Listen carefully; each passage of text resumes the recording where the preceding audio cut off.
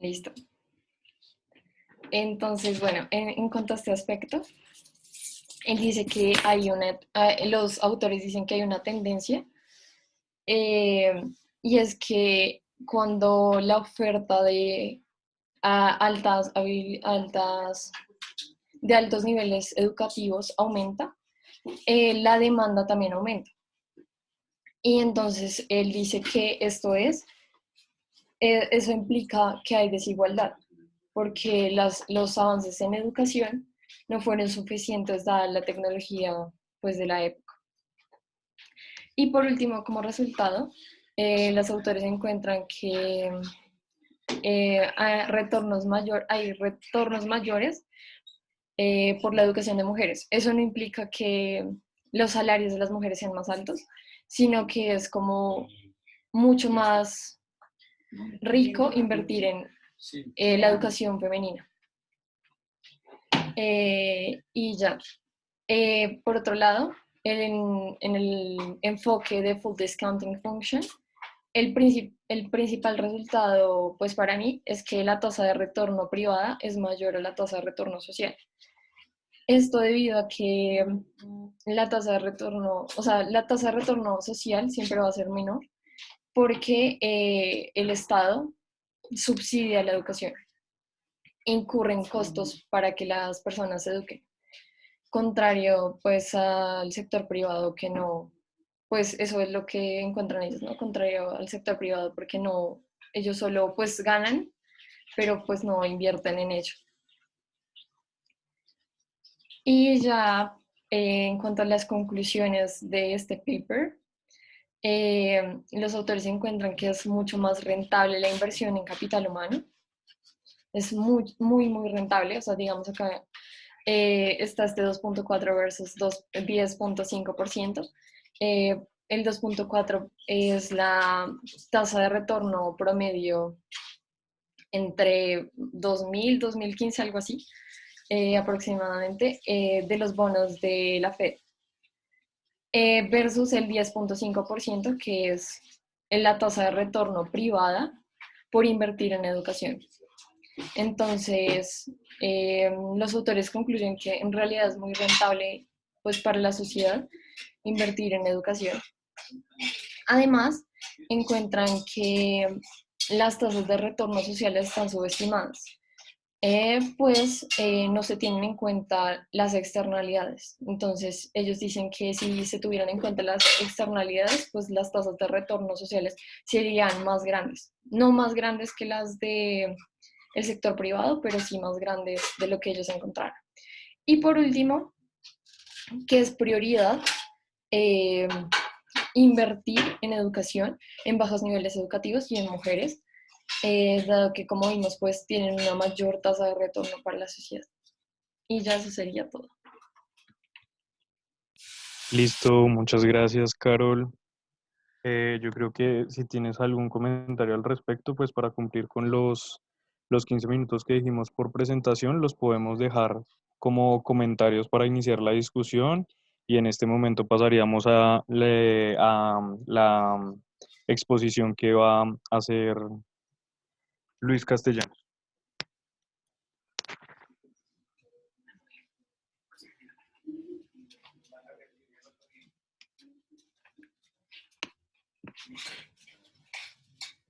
Hola, buenas tardes. Hola Luis, ¿Cómo ahí lo están todos? escuchamos. Súper. Listo, entonces les voy a compartir pantalla. Espérame un segundito.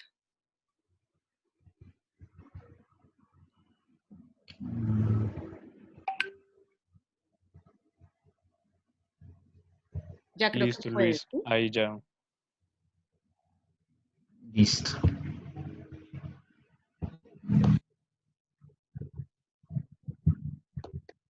Bueno, yo les voy a hablar sobre dos papers. Los dos papers están enfocados en tratar el tema de el enfoque de capacidades de humanidad enfocado hacia la educación. El primero es un artículo por Melanie Walker. La verdad, pues no tuve tanto tiempo para buscar, pero no encontré mucha información de ella, aparte de que pues está interesada en estos temas y los investiga para el Reino Unido. Y el segundo es escrito por Ellen Unterhalten y Unterhalter.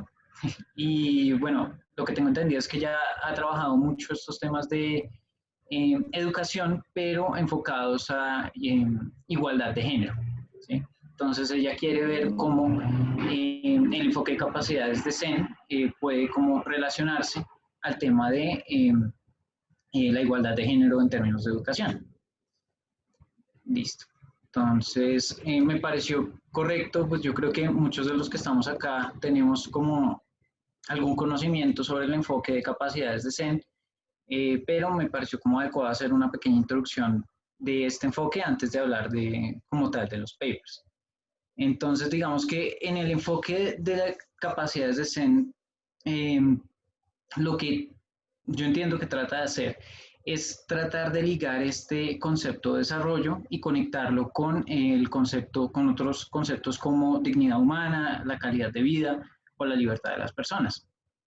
En ese sentido, dicen, o sea, que él dice que la capacidad puede verse como un espacio o una forma en que se pueden comparar la calidad de vida de diferentes personas. Pero entonces, ¿qué es exactamente una capacidad? Entonces, las capacidades de los individuos, valga la redundancia, puede ser como el conjunto de opciones o de, no sé cómo colocarlo, como de caminos o de alternativas que tiene una persona de elegir para ser o hacer algo, ¿sí? Y esto se debe sin ningún tipo de coacción o impedimento, ¿sí? Entonces, a medida que hayan menos coacciones o menos restricciones a las libertades de las personas, pues se podría decir que hay un grado mayor de capacidad de las personas. Eso independientemente de cuáles sean como las decisiones de esa persona de lo que quiere hacer o elegir. Entonces, digamos que en este enfoque lo que se trata de hacer es incluir los derechos, incluir dentro de estas capacidades, o sea, para ampliar estas capacidades deberían estar incluidos derechos económicos y políticos, ¿sí? Y pues también la capacidad de entrar al debate social sobre qué es lo que en general debería considerarse como una capacidad buena o mala, que más adelante pues vamos a ver que lo hablan como si fueran capacidades que pueden valorarse, ¿sí? Como cuáles son esas capacidades u opciones o alternativas que las personas valoran tener. Entonces, brevemente, pues me gustó, pues quise traer a colación una de las tantas interpretaciones o, sí, como una de las tantas adiciones que hay al enfoque de Zen, que es el de Mark Nussbaum. Entonces, digamos que Nussbaum dice que nosotros podemos identificar diferentes tipos de capacidades, como las internas, las combinadas que se transmiten en funcionamientos, o las capacidades básicas, como para dejar más claro como esta idea de qué es la capacidad de una persona, o cómo se puede entender. Entonces, las capacidades internas serían como el conjunto de esas libertades propias, individuales, y también dicen dinámicas porque tienden a estar cambiando dentro de cada uno de nosotros, pues que básicamente definen nuestra identidad y, como digamos, vistas como capacidades, es esa habilidad de expresarlas o transmitirlas como a nuestro entorno, al mundo exterior. Entonces, entre ellas podemos tener, por ejemplo, la personalidad, las capacidades como de cuidar nuestra salud física y mental, entre otras, ¿sí? Por otro lado están las capacidades combinadas. Estas se pueden entender como la forma en que interactúan las capacidades internas de cada individuo con su ambiente económico, con su ambiente político, su ambiente social, con su entorno en general.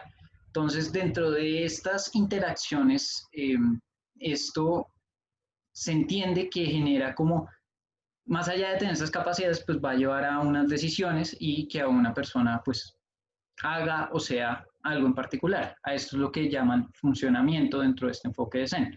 y es ya como el resultado, la realización de esas capacidades de lo que se valora ser o hacer.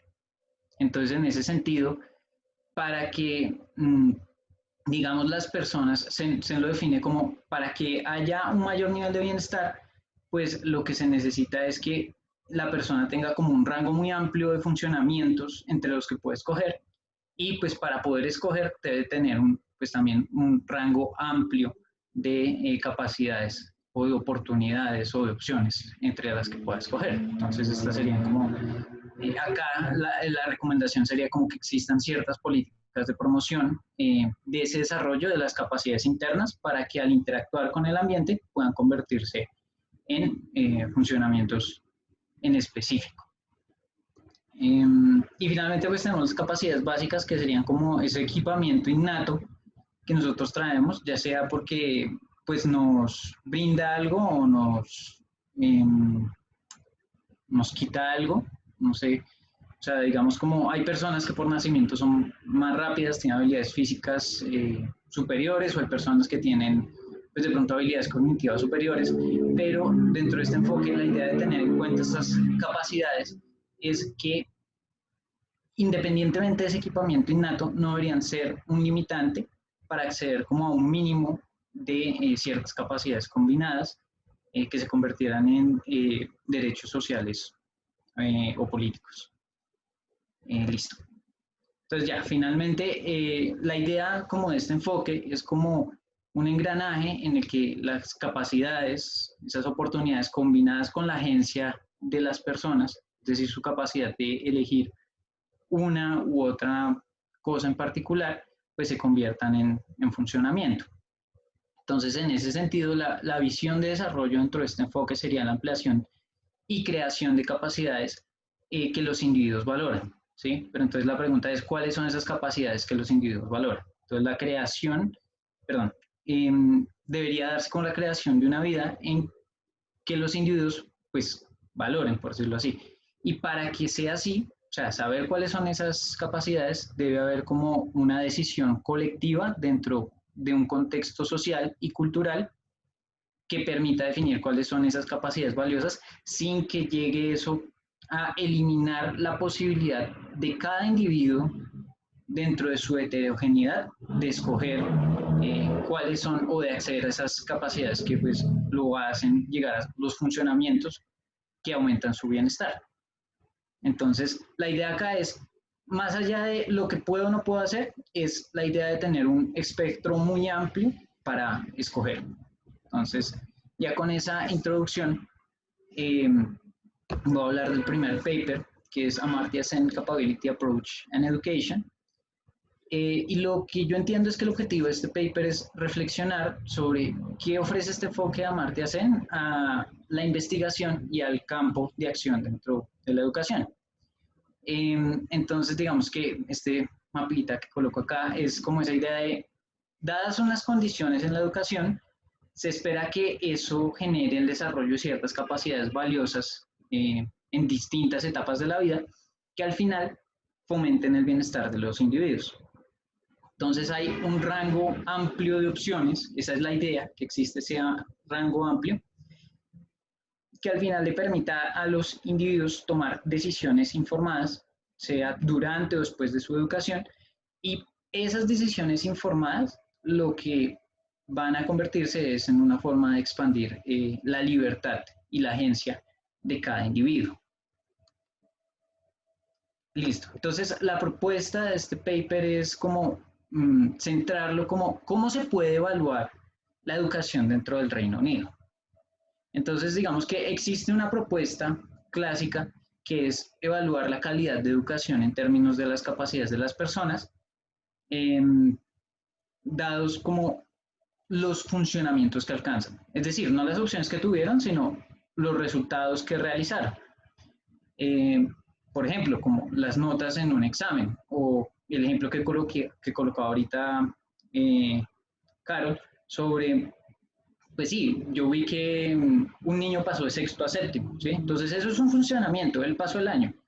Ya las habilidades que él ganó o el bienestar que perdió o ganó asistiendo ese año a la educación no son tenidos en cuenta, ¿sí? Entonces, hay como muchos aspectos dentro de ese enfoque que limitan el entender si realmente está generando pues un bienestar y en general desarrollo pues dentro de la educación. Listo. Quedan 5 Listo. minutos, Luis. Listo, entonces voy a apurar un poquito. Bueno, acá otra vez es la cuestión de la heterogeneidad, pues que es fundamental. O sea, el hecho de que se hable como que se llegue a un consenso en general, no quiere decir que se deba como eliminar ciertos aspectos, pues que son parte fundamental de la identidad de las personas, como el género, la edad, la raza, y por eso, pues esto debe ser un enfoque que considere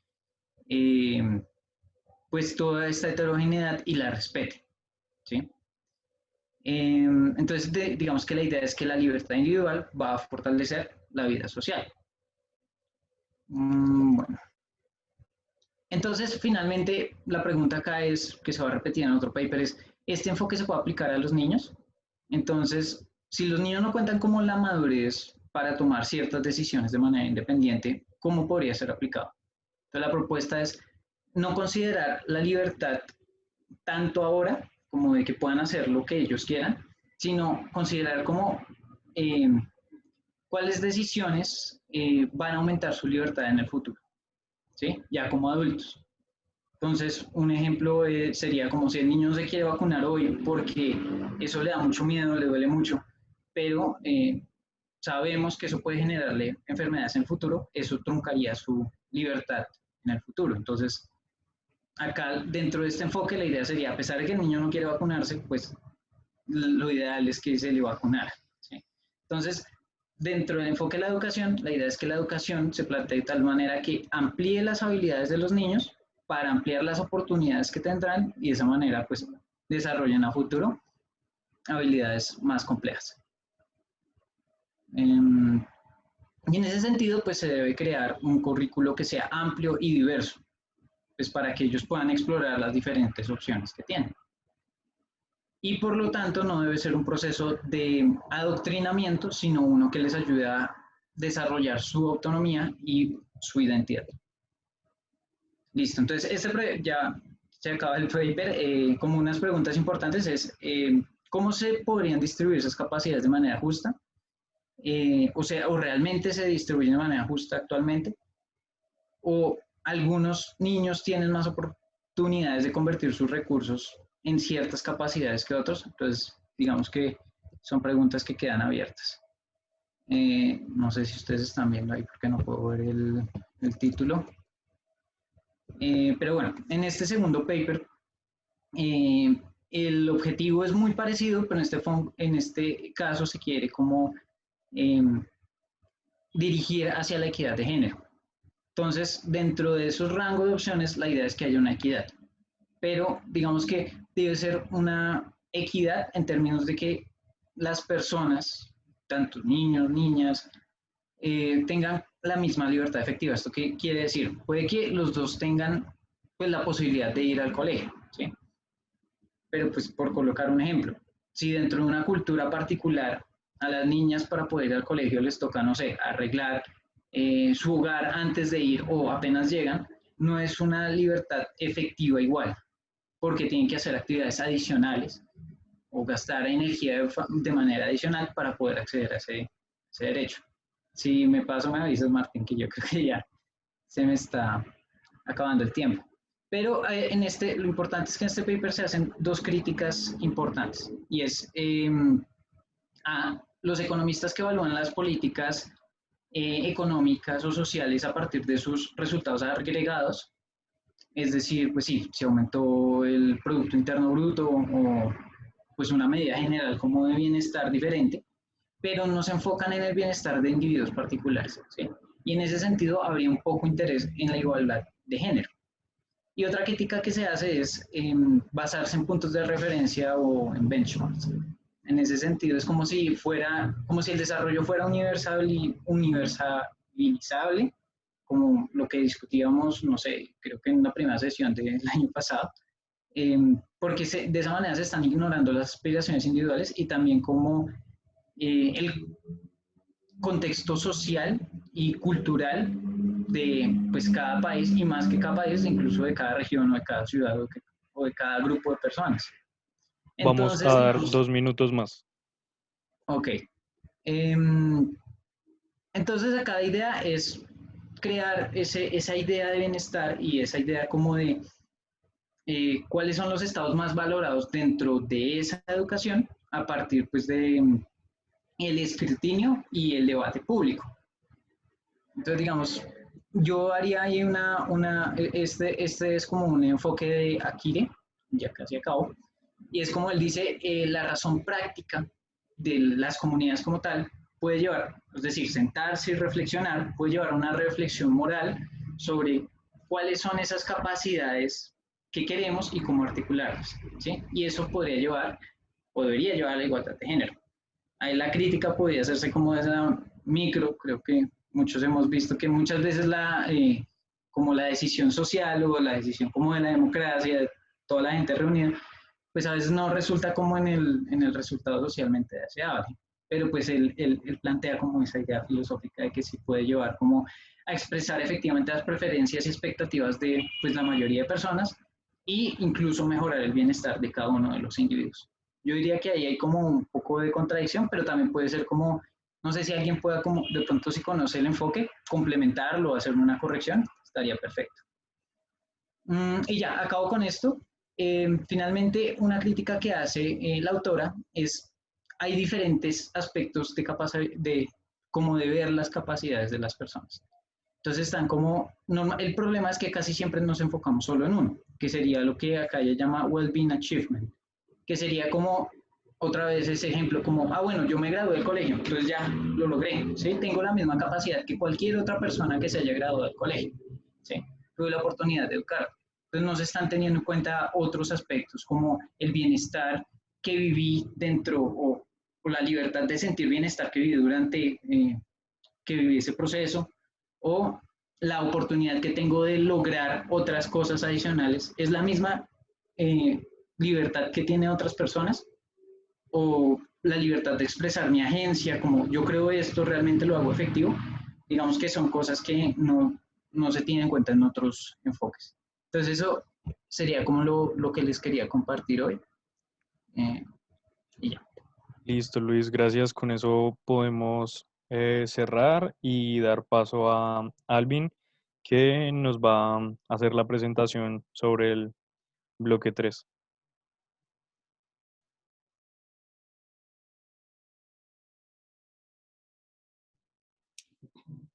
Listo.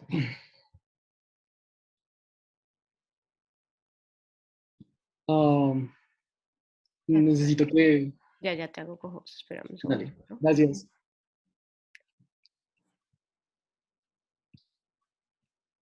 Creo que ya. Vale.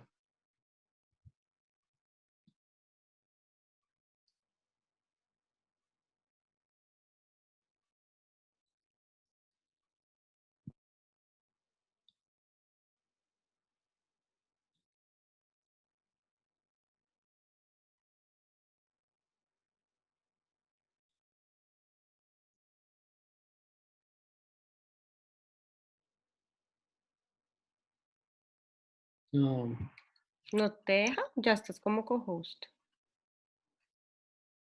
Ya te debería dejar compartir pantalla.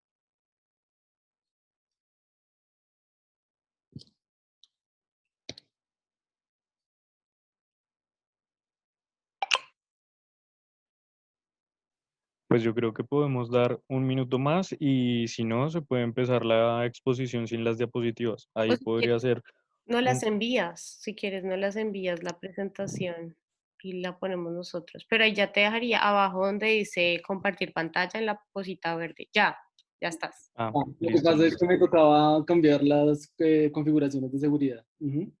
Ya.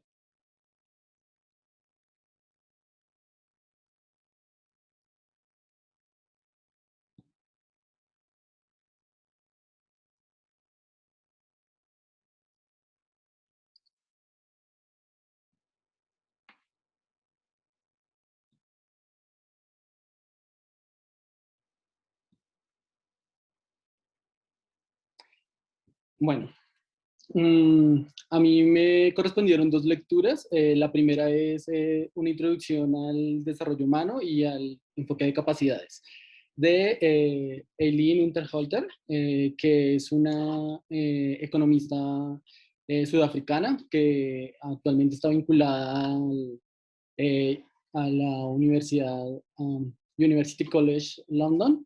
Y bueno, básicamente el objetivo de la lectura es, o tiene tres objetivos: analizar los conceptos clave del enfoque de capacidades y el de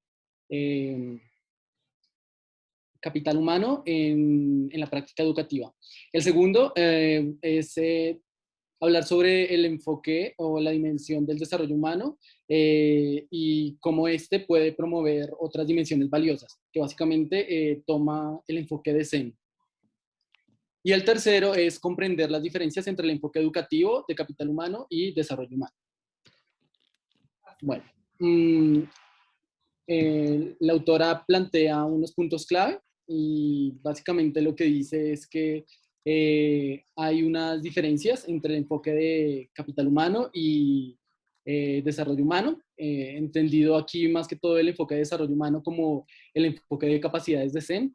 Eh, entonces, digamos que la diferenciación clave está en que en el enfoque de capital humano se centran sobre todo en la inversión en educación con fines o con réditos en el crecimiento económico, mientras que el enfoque de capacidades desde la dimensión de Zen lo que busca es concentrarse en el individuo y en el desarrollo de habilidades que conlleven eh, a un, eh, a un desarrollo efectivo. O sea, las capacidades, las habilidades, el enfoque de capacidades lo que dice es que hay unas habilidades y como esas habilidades centradas en el individuo permiten un desarrollo que no necesariamente, desarrollo humano, que no necesariamente está centrado en crecimiento y que ya enfocado en educación, la educación no debe verse como una inversión, siempre enfocada en obtener crecimiento económico. Y entonces ahí es cuando se habla de que hay tres roles. Entonces el instrumental, empoderador y redistributivo. O al menos tres roles, los tres roles centrales que plantea la autora. Como veremos más adelante, hay otros. Bueno. Bueno, lo otro es que indistintamente del enfoque, ya sea de capital humano o desarrollo humano, lo que plantea la autora, que realmente está más relacionado con el enfoque de capacidades de Zen, es que la educación permite una reflexión crítica y, por tanto, también permite crear o sentar bases para una democracia sana. Y bueno, todo esto ya va a hablar un poco a diferencia del enfoque de capital humano, en la equidad y la justicia y también en problemas de roles de género.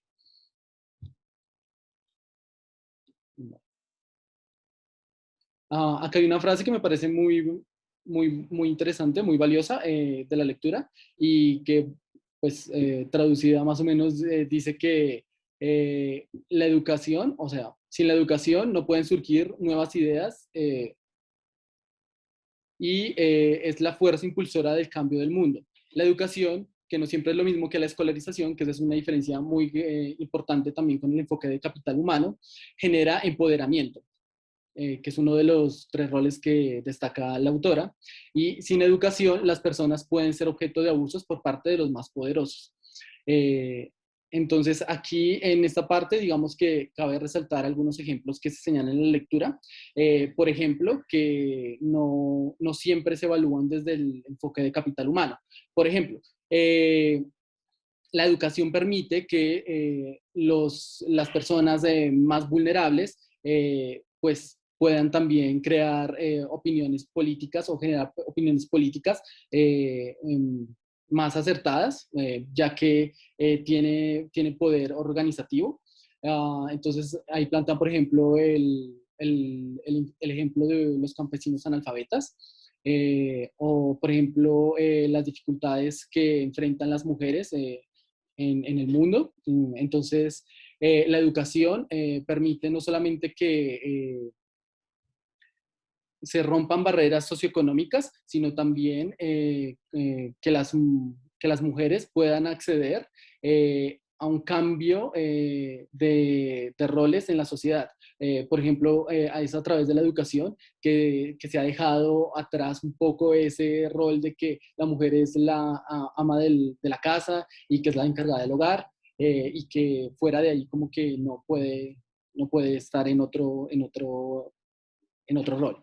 Y también, por ejemplo, hablan de los trabajadores domésticos en general, y de los marginados.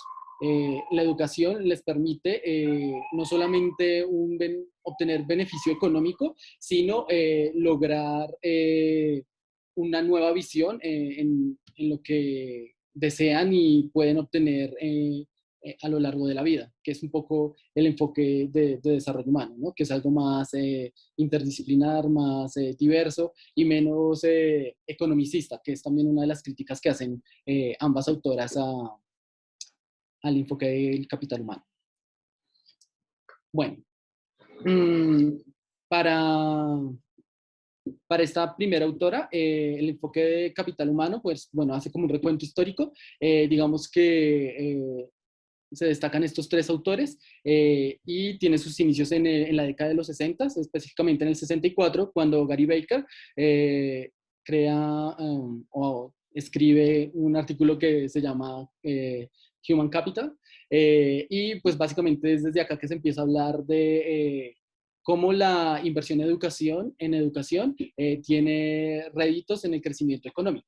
Y cómo este se obtiene a través de incrementos en la productividad. Posteriormente, y basado en los estudios de Baker, aparece Theodore Schultz, quien, digamos que lo que intenta hacer es hacer una medición de la inversión en capital, o sea, cuál es el rendimiento de la inversión en capital humano, y ver si esta tiene efectos sobre la productividad y sobre sobre el crecimiento económico. Lo que tiene, digamos, que son una serie de correlaciones que plantean, digamos que tienen como efecto el enfoque de políticas públicas como hacia la educación. Pero es George Zacharopoulos el que finalmente, con un estudio en el que hace estas mismas mediciones, pero para diferentes países, el que logra demostrar que sí hay como un efecto directo de la educación en productividad y de esta sobre el crecimiento. Entonces, lo que no logra contestar es si se debe hacer una inversión más en educación general o en educación técnica. Digamos que no logra resolver esa inquietud, pero lo que sí tiene es un efecto directo sobre las decisiones de política, en que entidades como el Banco Mundial y los gobiernos se enfocan más en estudiar temas de desarrollo y específicamente en hacer inversiones en educación básica. Bueno, entonces digamos que para la conclusión aquí de esta parte es que el enfoque de capital humano carece un poco de interseccionalidad. Entonces, lo que plantea la autora es que la educación, o bueno, no solamente la autora, digamos que de eso ya hay como un acuerdo general entre varios autores, pero la conclusión es que el capital humano cree, o los teóricos del capital humano centran todo el esfuerzo en educar. Y lo que se plantea desde desarrollo humano es que la educación por sí sola no es suficiente. Hay otros problemas que deben evaluarse, como la raza, el género, la clase, e incluso en algunas sociedades las castas. Bueno, 5 minutos. vale. También las formas de aprendizaje versus los resultados, que son muy diversos. Entonces, una misma forma de enseñanza no necesariamente tiene los mismos resultados y en distintas sociedades, pues entonces no van a solucionar tampoco los grandes problemas. Que digamos que en una pequeña reducción se podría hablar de la división social. Ellos no lo entienden como un problema. Y siguen centrados en que la educación o básicamente la escolarización, contribuye al crecimiento. Entonces, cuando hay algún grupo, individuo o pequeño grupo de una sociedad que no logra romper estas trampas de la pobreza, entonces la respuesta básicamente es más educación. Y más educación va a contribuir al crecimiento, y esa contribución al crecimiento va a hacer que estas personas con el tiempo salgan de la pobreza o logren superar las dificultades de desarrollo económico que tengan, y no necesariamente es así. Bueno, ya respecto al enfoque de capacidades, lo que plantea la autora, centrado mucho desde Zen, o como base de Thomas Zen, es que el aumentar las posibilidades de producción, que el enfoque de capacidad de capital humano está centrado en las posibilidades de producción. Entonces, un aumento de la productividad, productividad y crecimiento económico. Mientras que el enfoque de capacidades lo que busca es que centrarse en las habilidades que tiene cada individuo para mejorar sus opciones fundamentales. Digamos que en esto es un poco romántica la teoría, pero que más adelante, bueno, es otra de las críticas que hacen desde de la otra autora, pero lo que en sí se busca es un florecimiento de los seres humanos. Entonces es buscar desarrollar esas habilidades y no necesariamente estar centrados en que esas habilidades tienen un enfoque productivo y que esta productividad necesariamente se traduzca en crecimiento. Y entonces ¿qué es lo que vienen a evaluar los de desarrollo humano o el desarrollo de enfoque de capacidades? Es la relación entre desarrollo humano y libertad, y entender que la educación tiene un poder no solamente en términos productivos, sino un poder instrumental, que básicamente es mejorar la toma de decisiones de personas que antes no tenían información o suficiente conocimiento respecto a algún problema. Empoderador y distributivo, como ya se mencionaba, porque permite la organización política, sobre todo en las poblaciones más vulnerables o marginadas. Y efectos redistributivos, impacto interpersonal, que en general es que busca la educación, no solamente es un bien individual, sino un bien general, que genere también libertades democráticas.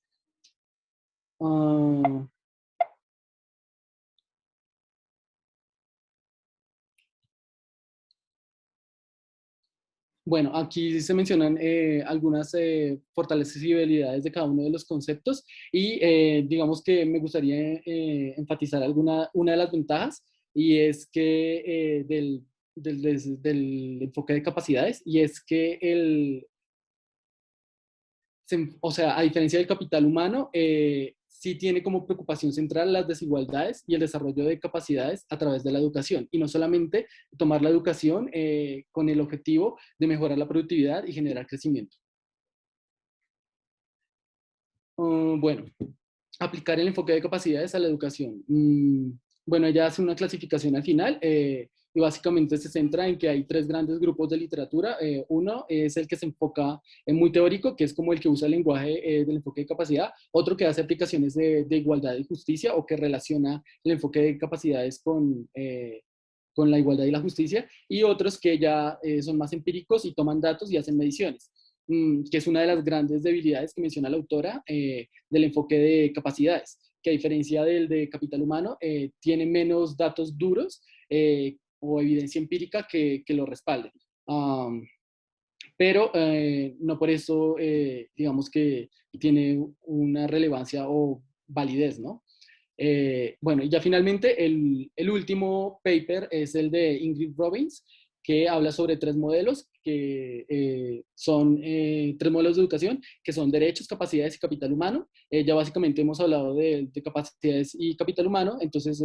Ahí, digamos, ahí, ahí me gustaría preguntar si nadie tiene problema con que Alvin se extienda 5 minutos más para explicar esta lectura o si... Dos. Yo creo que, ¿Dos? perdón, te interrumpo. Sí, porque igual Alvin, como estaba diciendo, los otros dos ya son los que hemos trabajado durante la otra sesión. Entonces, Alvin, si estás de acuerdo, de pronto nos cuentas un poquito del de derechos humanos y de pronto cierras con conclusiones, si quieres, como para... Sí, pues de hecho así estaba como pensada la presentación, porque primero los primeros dos ya hablaron sobre el enfoque de capacidades y de capital humano, y el primer documento, digamos que se centra en esos dos. Entonces, digamos que el valor agregado de este es el enfoque de derechos humanos, y que la autora habla de 5 roles de la educación. El primero, que es intrínsecamente importante, entonces, que a diferencia del de capital humano, por ejemplo, la gente o las personas que quieren saber algo simplemente por el bien de ese conocimiento, entonces no necesariamente tiene que estar enfocado en la productividad. El otro es el rol económico individual, que básicamente se traduce en que la educación puede resolver necesidades propias de cada individuo. El rol económico colectivo, que básicamente digamos, el enfoque es más orientado hacia la política pública, que ahí sí tiene un poco más relación con el enfoque de capital humano, que es aumentar la productividad y cómo esta productividad genera crecimiento y cómo este crecimiento puede generar desarrollo en una sociedad. El rol no económico individual, que básicamente es por gustos y preferencias, y el rol no económico colectivo, que yo lo entendí como intereses sociales, porque al final somos individuos que viven en una sociedad y la educación nos permite también interactuar, no necesariamente con un fin económico.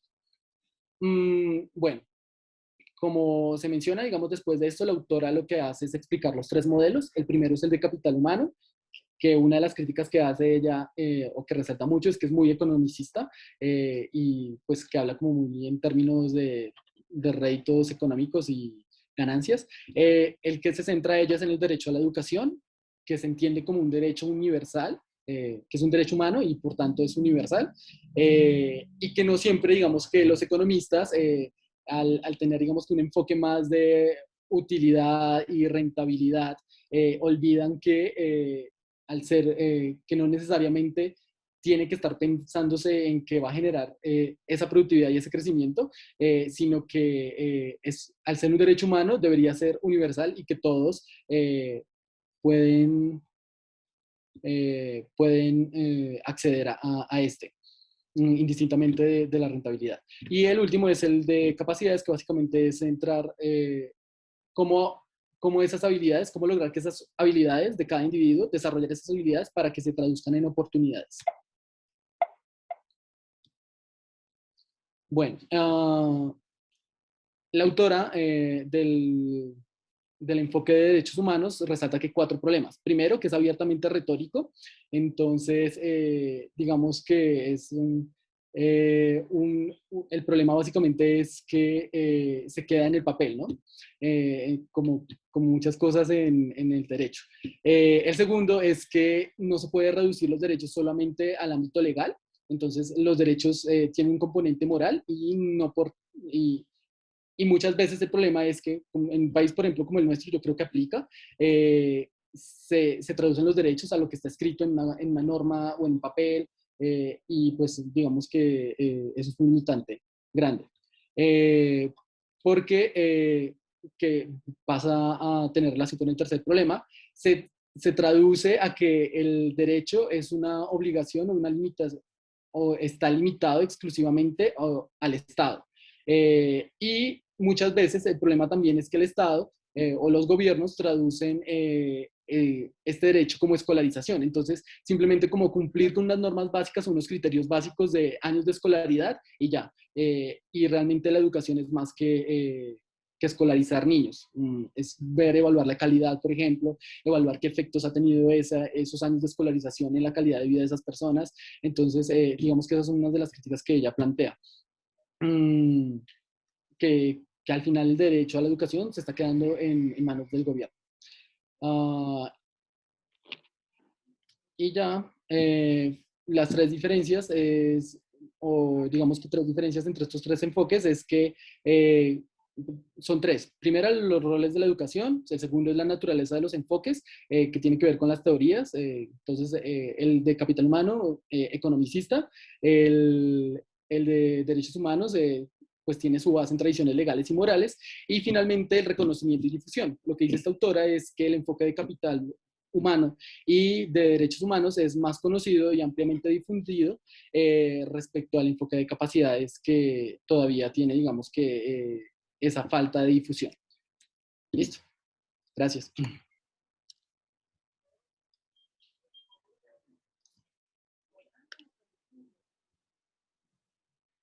Gracias, Alvin. Listo. Entonces, vamos a escucharlos. No sé quién quiera intervenir. No sé si de pronto alguno de los expositores, mirándolo un poquito lo que, pues creo que la lectura de la presentación de Alvin casi que cogió la base teórica sobre todo de las otras dos bloques de presentaciones y las contrastó, pero pues quisiera escucharlos como ya, qué opinan, qué les parece.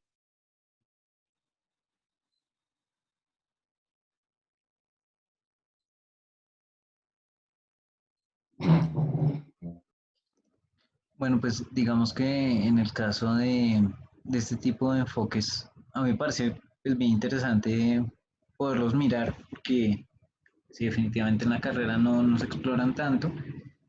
Y digamos, particularmente en lo de Zen, también, a mí lo que más me ha llamado la atención de ese enfoque es que es bastante flexible, ¿no? O sea, como que se pone a pensar realmente o le da la libertad a las personas, como de piense usted cómo concibe su bienestar y pues dadas como algunas, no sé cómo colocarlo, como, eh, sí, como unos límites, pues más que unos limitantes, como unos aspectos generales de la sociedad, eh, pues usted puede moldear su bienestar, pues también tratando de ayudar al bienestar de la sociedad en general, pero me parece que es mucho más flexible que otros enfoques que se centran de pronto, no sé, como en la riqueza o en el PIB o, bueno, en, en otros enfoques que podremos discutir acá.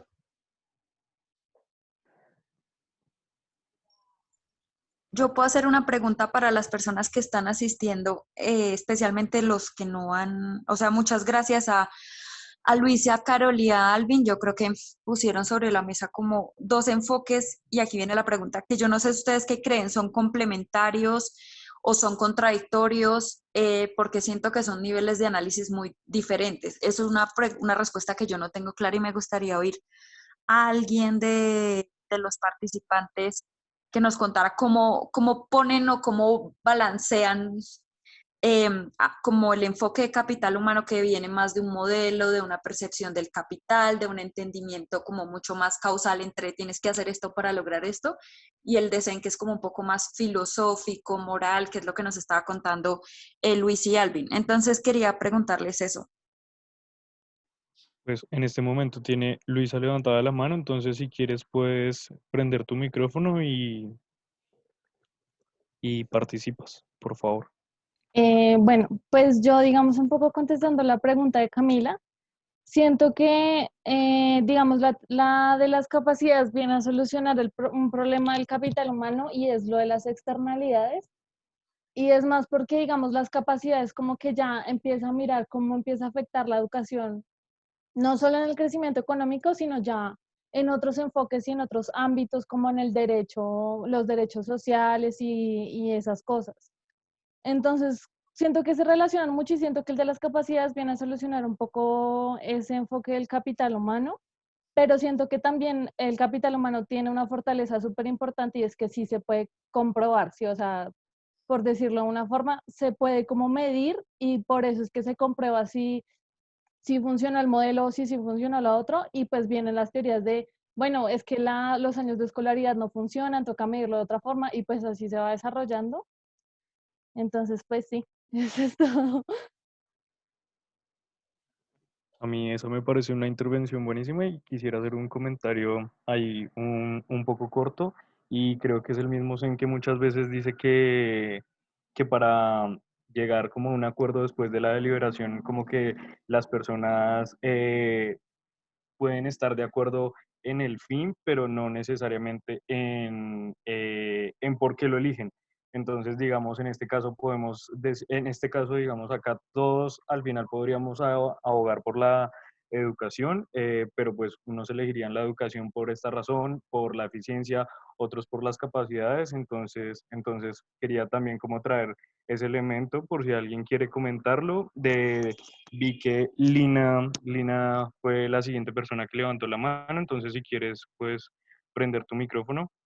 Lina, Carol y creo que de últimas Juanita. Sí. Sí, pues también un poco respondiendo pues a la pregunta ahorita de pues el enfoque pues filosófico de Zen versus lo de el capital humano. Es cierto que la parte de capital humano es como lo que tradicionalmente usamos para medir cosas o para tener un resultado entre comillas tangible para revisar si una política está sirviendo o no. Pero revisando un poquito pues no propiamente los trabajos de Zen, sino los trabajos que él ha inspirado, a mí me llama mucho la atención en particular pues a una autora que mencionan un poco en alguna de las lecturas, a Sabine Alkire. Ella pues realmente basa mucho su trabajo en cómo aplicar los conceptos de Zen, o sea, cómo trabajar, digamos, en la vida real con ellos. Y ella realmente fue la que diseñó, pues junto a Foster, lo de la pobreza multidimensional, que pues es un enfoque que busca mirar la pobreza, o sea, medirla, cuantificarla a través de las carencias de las personas o de sus privaciones en distintas dimensiones. Y pues eso es lo que permite solucionar un poco todo lo que se decía de las comparaciones interpersonales y tales. La verdad, me parece que es una forma súper interesante como de aplicar pues todas las teorías de Zen, pero a la vez estar midiendo uno qué puede hacer para brindar mejores capacidades y pues dar mayores oportunidades, porque al menos en el caso de Colombia, el, pues las dimensiones que se miden ahí son como pues vivienda, educación, salud, o sea, son un montón de cosas que van un poquito más allá del tema monetario, pero permiten tener como un mayor entendimiento de cómo están viviendo las personas. Entonces yo creo que, pues, a pesar de que uno ve como el enfoque de ser como un poco filosófico, tiene unas contribuciones como súper interesantes dentro del campo económico que permiten como evaluar políticas y, no sé, como abrir un montón de posibilidades. Entonces, era eso. De acuerdo, Lina, creo que sigue Carol. Sí, pues yo quería decir algo como muy relacionado con la primera intervención. A mí me parece que el enfoque de capacidades humanas es muy interesante porque realmente recalca como esas limitaciones que tiene el enfoque de capital humano, que incluso en uno de los papers que pues yo expuse, el mismo autor decía como, "Ve, esto no está funcionando bien". Entonces, a mí me parece que el enfoque de capacidades humanas como que recoge esa integralidad de la educación y que incluso podría integrar cosas que el enfoque de capital humano cree que le faltan al enfoque. Entonces, me parece que es muy enriquecedor incluir diversos enfoques y a partir de eso contrastarlos, pero tampoco me parece que sean, o sea, que sean una contradicción, o sea, me parece que se pueden llegar a consensos.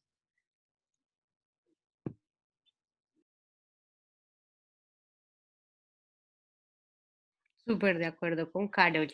Juanita, bueno, este tema es comentario aparte. Interesante que hemos tenido casi que intervenciones de solo las mujeres. Entonces, Juanita, y me gustaría escuchar a otro chico también. Listo. No, pues la verdad, mi intervención es muy parecida a la última y yo también creo que podrían llegar a ser enfoques muy complementarios, sobre todo a la hora de llevar, digamos, la teoría a la realidad y en términos de política pública. Pues porque siento que, o sea, ambos enfoques se pueden complementar muy bien, dado que uno, pues digamos, un poco más economicista, digamos, como lo decía Camila, pues va a necesitar, digamos, un trasfondo más filosófico como el de Zen, pues digamos, para poder llevar todas estas propuestas, ¿cierto?, de capital humano, y bla, bla, bla, y de educación a la vida real. Entonces, sí es cierto, como no me acuerdo quién fue la persona que ya lo decía, como no importa como si se está viendo a partir de la eficiencia o a partir de los derechos humanos, si se puede lograr ese tipo de políticas en la política pública, pues ya va a ser, digamos, beneficioso para la sociedad en general. Y pues, digamos, independientemente de lo que creamos como de lo que debería ser, ¿cierto? De la política en términos de derechos humanos, pues la realidad es que, digamos, en la sociedad en la que vivimos también va a ser muy importante la parte de la eficiencia y la parte economicista. Entonces, por eso siento que en el ser y en la actualidad, ambos enfoques pueden, como lo decía en la anterior intervención, llegar a consensos y pues complementarse entre sí.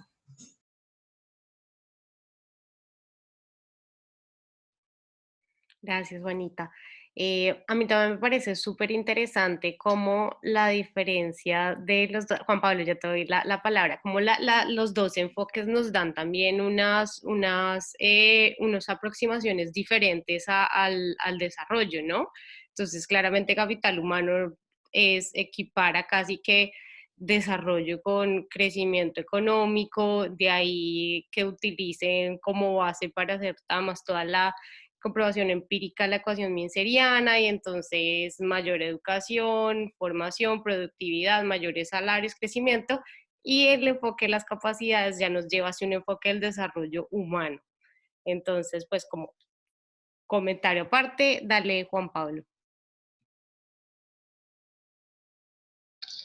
Sí, un poco de acuerdo en el movimiento estudiantil se piensa mucho el tema de la educación, como para qué. Entonces, cuando uno entra a ese tipo de cuestiones de enfoque, a la aproximación como económica, como la que vemos acá. Pero desde otro, pues, bueno, la educación para qué, en el sentido de que la política pública termina orientando, o sea, como que importa en el sentido de que la política pública termina orientando la educación, la productividad. Y entonces se pierde, pues digamos, otras que empiezan a hacer otro tipo de acción, como educación, artes de las humanidades, dejar de Juan Pablo, otro creo tipo que de estamos transformaciones escuchando empiezan a cortado. perder valor, porque es, digamos que... Hola, creo que... rayos. Ya, ahora sí te escuchamos Hola, bien. escucho Habla. como... Listo, sí, o sea, como que al final el enfoque, digamos que sí tiene no es impacto política pública, porque no solo es la educación en sí mismo, sino la educación para, como decía ahorita, entonces se empieza, o sea, por ejemplo, cuando está el enfoque como más hacia la productividad, empieza a dar prioridad a, pues, de, no sé, ingenierías, por ejemplo, que, digamos, el conflictivo puede volver conflicto en el enfoque de desarrollo es pensar como lo que quiera hacer en mi vida. Y entonces, claro, la política pública enfocar, todos tenemos que ir al SENA o dar la mayor parte de gente al SENA para que salga que crezca el país. Y pues, digamos que entra en conflicto, por ejemplo, si yo no quiero estudiar una ingeniería o no quiero ir al SENA, si no quiero dedicarme a estudiar filosofía, sociología, o otras cosas, que igual, como en algún momento, como que estuve en una conferencia de Correa, le decía, y digamos que era más directo, y le decía, por el momento, como, entonces, en serio, que se empiece a producir, por eso, pues, o sea, el enfoque de la educación desde mi gobierno hacia la ingeniería, hacia la industria y todo eso, pues digamos que el debate y no son necesariamente tan complementarios los enfoques, porque puede chocar. Listo, Juan Pablo.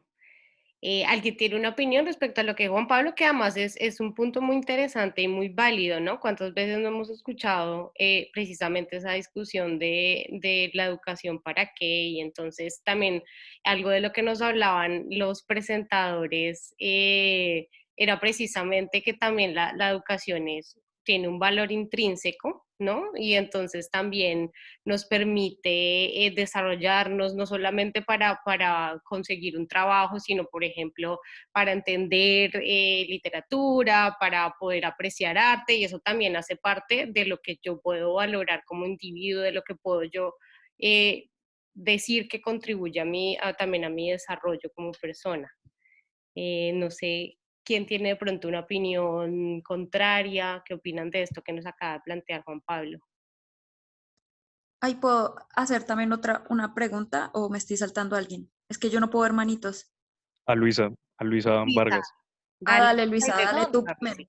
bueno, no, solo iba a decir que es que, o sea, yo siento que, o sea, esa versión del capital humano como que está como, digamos que el objetivo de la educación es como para el crecimiento económico, pero siento que en cierto modo como que ellos pensaron el crecimiento económico para también retornar a las personas, ¿sí? O sea, no era solo el crecimiento económico por el crecimiento económico, sino también como una forma de mejorar las condiciones de las personas, pero creo que como que ya está tan centrado solo en el crecimiento económico que se les olvidó que de verdad el objetivo era como tal las personas y no un indicador. Entonces, pues era eso. Gracias, Lisa. Cami.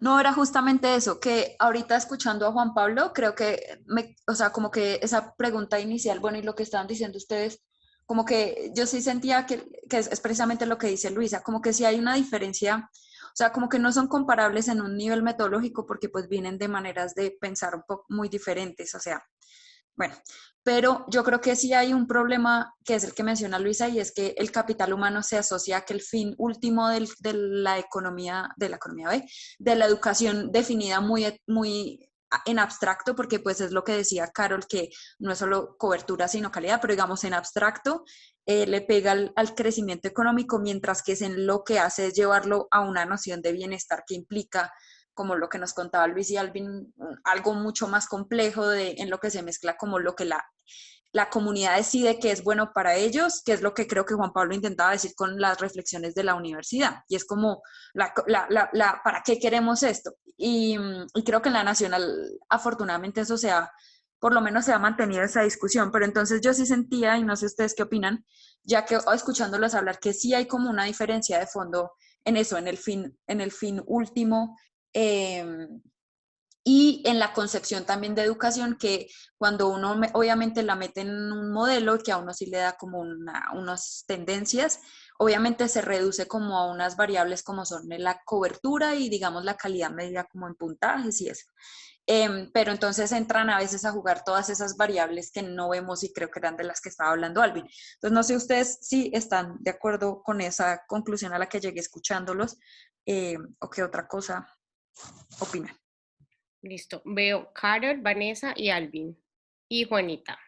Carol, dale. Bueno, respecto a lo que decía Cami, pues, o sea, sí, evidentemente eh, las perspectivas surgen desde diferentes ideologías incluso, pero pues yo creo que es necesario como tener en cuenta que el tiempo en el que surgió el enfoque de capital humano, o sea, vamos a ver que ese concepto surgió con Gary Becker y eso surgió en los 60s y pues en esa época el crecimiento era equivalente al desarrollo económico.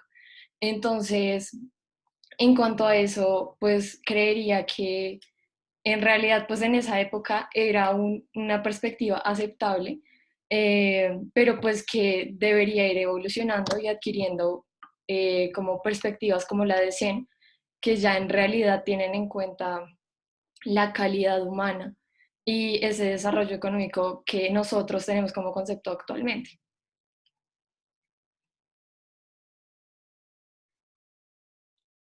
Listo. Totalmente de acuerdo con el contexto, pero también es, perdón, yo me tomo la palabra acá un minuto, es súper interesante que teorías que vienen desde hace tantos años aún parece que no cambiaran mucho y fueran como dominantes, no solamente en la parte, en la academia, en los estudios teóricos, perdón Martín, sino en general en las políticas públicas.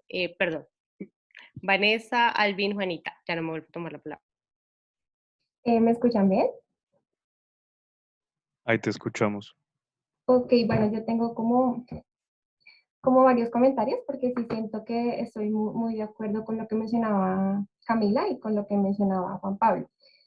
Pues, ¿qué sucede? Bueno, también con lo que decía Ivonne, uno tiene que tener en cuenta como el contexto bajo el cual surgen como estas dos perspectivas, como para entender el concepto de educación. Y sí, pues, o sea, tenemos que entender que la perspectiva del capital humano surgió el siglo pasado, pero claramente esa perspectiva tuvo como una repercusión en los planteamientos de políticas públicas, y yo lo relaciono mucho, por ejemplo, con los ejemplos que uno ve de milagros económicos y no sé, los tigres asiáticos, por ejemplo, y lo que se menciona por lo general es que se hace una inversión en educación, pero es una educación muy técnica, muy enfocada en, sí, en esas mejoras de eficiencia, de atraer inversión, de mejorar la productividad. Entonces, en ese caso sí siento que, o sea, que es una educación muy enfocada como en mejorar, sí, como la técnica. Y por el contrario, cuando hablamos ya de esta perspectiva del desarrollo humano, sí nos encontramos con una frase que me gustó mucho que dijo alguien, que era como que la educación permite una reflexión crítica, y a eso hacen referencia como, como esa, sí, como esos planteamientos del desarrollo de las capacidades.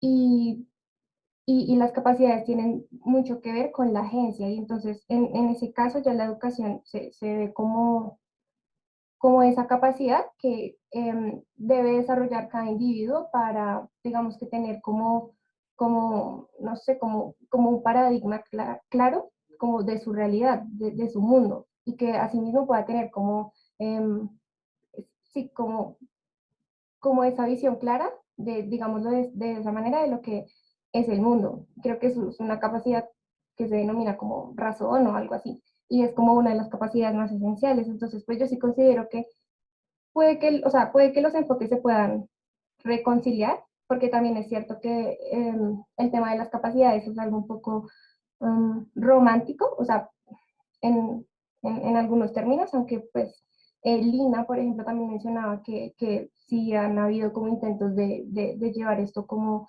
a un enfoque más economicista, pero, o sea, sí siento que como que esa convergencia entre estas dos ideas se tiene que como que tomar con pinzas, porque yo en principio tampoco considero que sea lo mismo y que esa educación está enfocada como en lo mismo. Y ya, básicamente sería eso.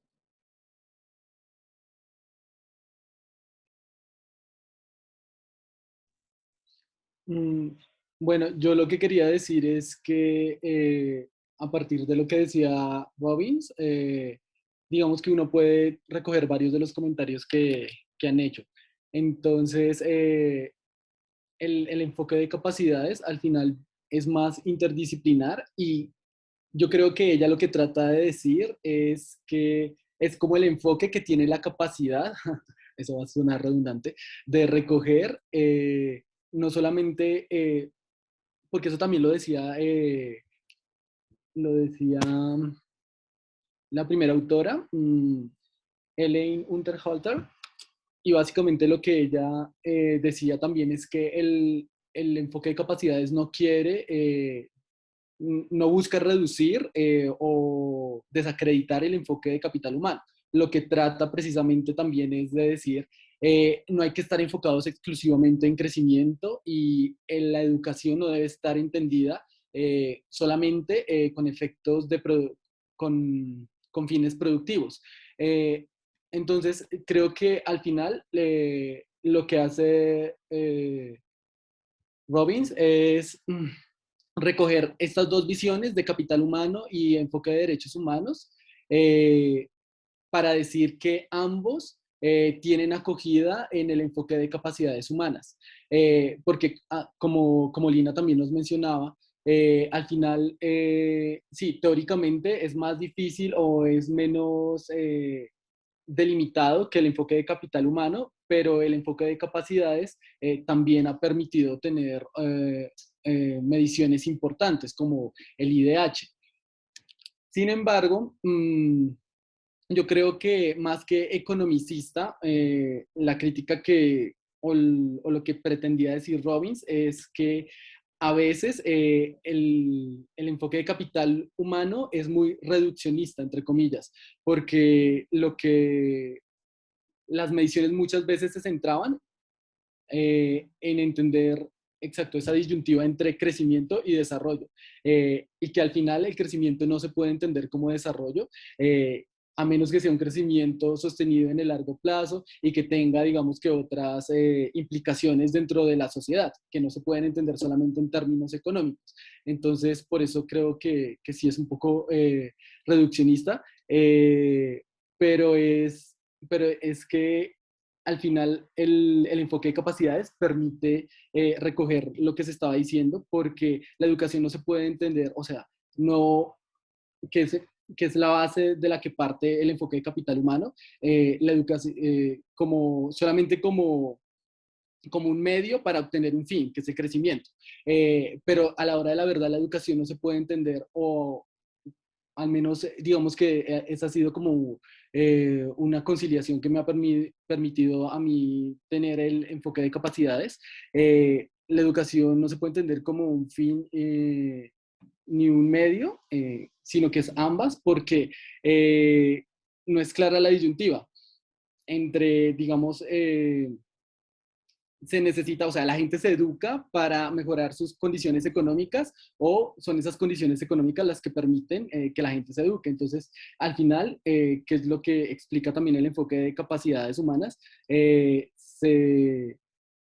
el enfoque de capacidades es que hay distintas y diversas razones por las que la gente trata de educarse o se educa, y no se pueden reducir simplemente a que tengan efectos sobre la productividad y que la productividad tenga efectos sobre el crecimiento. Entonces, por eso digo que a veces el enfoque de capital humano, más que economicista, es un poco reduccionista.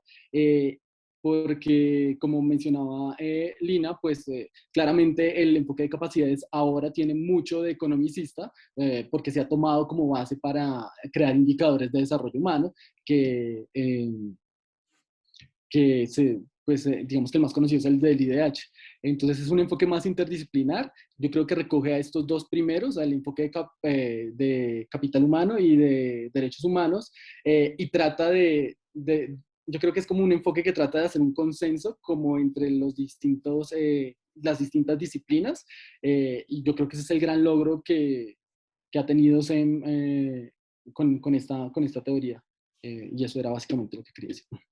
Gracias, Alvin. Yo creo que tenemos la participación de Juanita, de Daniel, en ese orden, y ya con eso cerramos. Pues damos algunos comentarios al final, pero con eso cerraríamos porque nos pasamos, y también porque Ivonne en este momento tiene la medianoche con 30 minutos, entonces ha hecho un esfuerzo muy grande para estar acá con nosotros. Entonces, si quieres, Juanita, puedes prender el micrófono y decirnos. Listo, no, pues voy a tratar de reducir mi idea.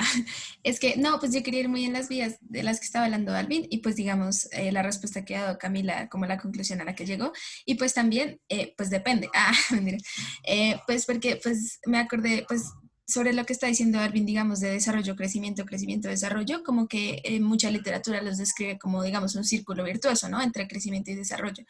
Y, digamos, hace mucho que estaba investigando ese tema como en los primeros semestres, leí varios artículos que decían que, por ejemplo, en países subdesarrollados, en desarrollo, y particularmente en América Latina, como que el círculo virtuoso podía como desarrollarse de una forma muchísimo más eficiente, o como que realmente se convirtiera en un círculo virtuoso cuando comenzaba con un enfoque en el desarrollo. Entonces, digamos, esa parte me parece muy importante, pues digamos, tener para este tipo de debates en cuenta como el contexto en el cual se está tratando y también, digamos, un poco contexto tipo corto y largo plazo. ¿Por qué? Porque, digamos, digamos, lo que ya había dicho antes un poquito, como que de pronto en el deber ser yo estaría muy del lado como más del enfoque de las capacidades, digamos, que mencionó Vanessa y el que mencionó Alvin, pero digamos en cuestión de países en desarrollo que necesitan sí o sí, digamos, políticas de educación, digamos, rápidas y efectivas, seguramente van a tener que recurrir a, desafortunadamente, las que más generan empleo a futuro, que era lo que Vanessa mencionaba, como que terminan siendo las que, digamos, solicita el mercado y no necesariamente las que, pues, tienen que ver, digamos, con otras materias. Entonces yo creo que para ese tipo de discusiones, digamos, el contexto de donde, digamos, se pueda evidenciar esta política sería súper importante tenerlo en cuenta. Y ya. Sí, sí, sí, a mí también me parece que ese elemento es muy importante y pues es mirar si la educación debe verse primero como algo de desarrollo, también como si la desigualdad debe verse como un objetivo secundario o un objetivo primario. Entonces, pues yo creo que si se pone como ese énfasis tanto en la educación, en la desigualdad, pues también se puede generar esas otras cosas, aunque pues al menos desde mi perspectiva, creo que puede verse de manera conjunta y lograrse varios objetivos a la vez. Daniel, Sí, hola, bueno, pues, o sea, ya hablando del tema de lo que es el enfoque de las capacidades, yo quería hacer un comentario acerca de esto, y es que este enfoque aboga mucho por el bienestar y la calidad de vida. Y, o sea, la atención de este enfoque no se centra tanto como en la generación de ingresos o el consumo de los sujetos, que son elementos que puede tomar la teoría del capital humano, sino que ofrece otra idea, es decir, rompe con el paradigma y ofrece la idea de que los recursos crean oportunidades. Y en lugar de ser un fin en sí mismos, crean oportunidades y pues de hecho uno va viendo que la teoría dice lo mismo, porque la libertad es un medio para expandir más libertades, pero también es un fin. Y por eso también se puede conseguir que la educación es un medio y también un fin para expandir conocimientos o poder conseguir habilidades sociales, éticas, políticas, culturales, entre otras, según este enfoque. Y por último, pues quería resaltar algo que me hubiera gustado escuchar en las exposiciones, que se trata en la parte final del texto de Walker, y es que allí se ofrece una estrategia para aplicar el enfoque de las capacidades en la práctica institucional educativa. O sea, se ofrecen métodos en los cuales se relaciona como tal el proceso educativo con la teoría de Zen y se habla un poco de lo que es la investigación acción educativa, que hablamos de un tema como de distribución justa de conocimientos, habilidades, actitudes y éxito educativo. Y es que también este enfoque de la investigación acción educativa ofrece un marco para juzgar el bienestar a través de la educación y nos pone a evaluar preguntas como cómo estamos haciendo el bienestar en el ámbito educativo, cómo hacemos justicia en la educación, por ejemplo, con el tema de la equidad de género y la inclusión social.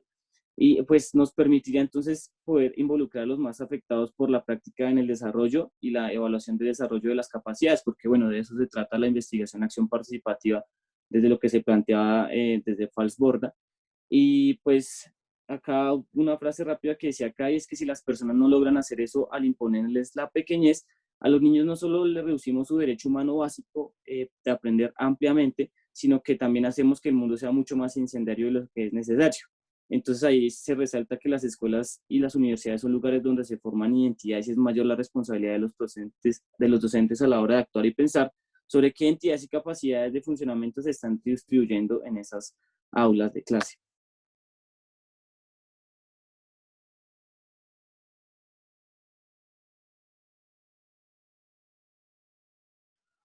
bueno, yo creo que con esta intervención cerramos. Yo quiero hacer un comentario general respecto a todo esto y es como que al final se dicen muchos puntos, se discuten muchas ideas y pues acá la idea no es llegar a un consenso, sino precisamente abrir más y más preguntas. Entonces yo creo que eso es lo que se quiere hacer con este grupo de estudio, más que llegar a dar una clase a decir esto se está entendiendo de esta manera, no, no es eso, es mostrar como que todavía tenemos un conocimiento muy incompleto, imperfecto y que pues lo que quedan es preguntas y pues puntos que tendremos que abordar más adelante, entre esos va a estar el que les mencionamos en uno de los correos, que iba a ser hablar directamente de qué afecta a todas estas cosas que estábamos viendo, como resultados educativos, cohesión social y demás. De eso hay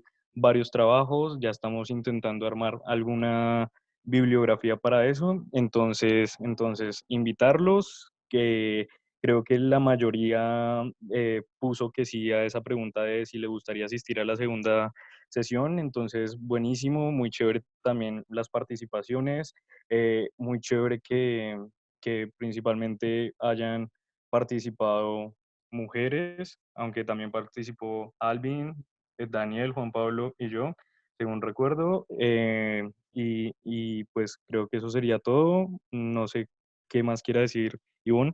Yo agradecerles y de acuerdo, me llamó mucho la atención lo que mencionaba al final Daniel.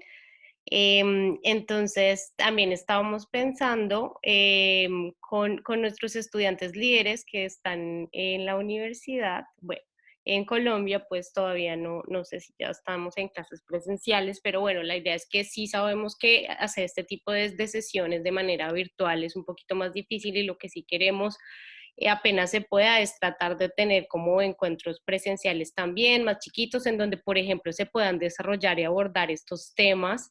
Por ejemplo, relacionado con lo que mencionó Daniel, de esa forma de evaluación de este enfoque de CEN, como grupitos más pequeños presenciales en donde podamos profundizar temas que salgan de estas sesiones de discusión. Entonces, para que también lo tengan en cuenta, para que igual nos escriban en correo qué les gustaría de pronto trabajar en esas sesiones ya más chiquitas, más personalizadas.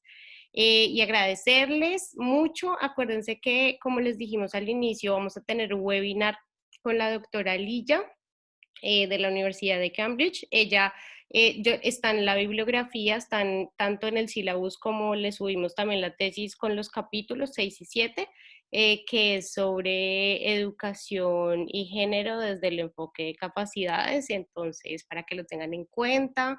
Está también relacionado con la lectura que nos expusieron de, no me acuerdo cómo se dice, un Antel Halter, creo, Antel Halter. Entonces, para que lo tengan en cuenta y puedan participar, todavía no tenemos confirmación de la fecha, sabemos que va a ser después del 18, pero les estaremos confirmando por correo electrónico, sería yo creo que la última semana de marzo, pero pues les confirmamos. Y ya, les agradecemos muchísimo su asistencia, su interés, sus aportes y ya, que tengan una feliz tarde.